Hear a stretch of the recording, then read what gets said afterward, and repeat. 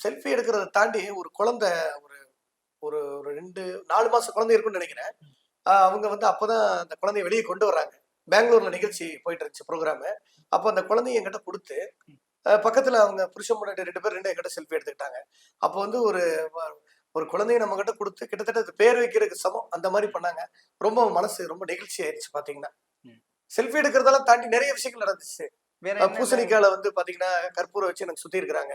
ம். அதுக்கப்புறம் பாத்தீங்கன்னா, தலைவருக்கு பாத பூஜை பண்ற மாரியே நமக்கு இது பாலெல்லாம் கால்ல ஊத்தியிருக்கிறாங்க. ம். மலர்கள தூவி வீசியிருக்கிறாங்க. அப்படியே நோட்டு மழையா குத்தி, அப்படியே இந்த கோட்ட எடுத்தா அப்படியே ஃபுல்லா நோட்டா இருக்கும் பாத்தீங்கன்னா. அப்புறம் வந்து சாக்லேட் எடுத்து அப்படியே மேல கொட்டுவாங்க.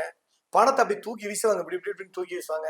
தமிழ்நாட்டுக்கு கம்பேர் பண்றப்ப பெங்களூர்ல பயங்கரமான டை ஹார்ட் ஃபேன்ஸ் தலைவருக்கு. ம். ஏன்னா அங்க தானே அவர் பொறந்து வளர்ந்தாரு. கண்டிப்பா, கண்டிப்பா. அதனால நம்ம ஊர்ல பொறந்து வளர்ந்த ஒரு மனுஷன் இன்னொரு ஊர்ல சூப்பர் ஸ்டாரா இருக்கிறது அவங்களுக்கு தானே முதல்ல பெருமை. அப்புறம் தான் நமக்கு பெருமை. ம். அப்படிங்கிறப்ப அவங்க எதுல வந்து பண்ணணுமோ பண்ணுவாங்க பாத்தீங்கன்னா. ம். ஒரு செல்ஃபி எடுக்கிறதுக்கெல்லாம் என்கிட்ட காசு குடுத்தாங்க. ஓ! உங்க கூட ஒரு செல்ஃபி எடுத்துக்கிறேன் ம். அப்படின்னு சொல்லிட்டு இந்த கபாலி வந்த டைம் எனக்கு ஒரு ₹2000 குடுத்தாங்க. ரூ. 2000 குடுத்து ஒரு செல்ஃபி செல்ஃபி எடுத்தாங்களா? எடுத்துட்டு போனாங்க என்கிட்ட. நீங்க செல்ஃபின்னு சொன்னனால அந்த நான் விஷயத்த சொல்றேன். கார்ல கொண்டு வந்து ஸ்டேஜ்லயே அப்படியே கார்ல கொண்டு வந்து நிறுத்துவாங்க. ம். என்னென்ன வித்தியாசமா பண்ணணும்னு நினைக்கிறாங்களோ அதெல்லாம் வித்தியாசமா பண்ணிருவாங்க.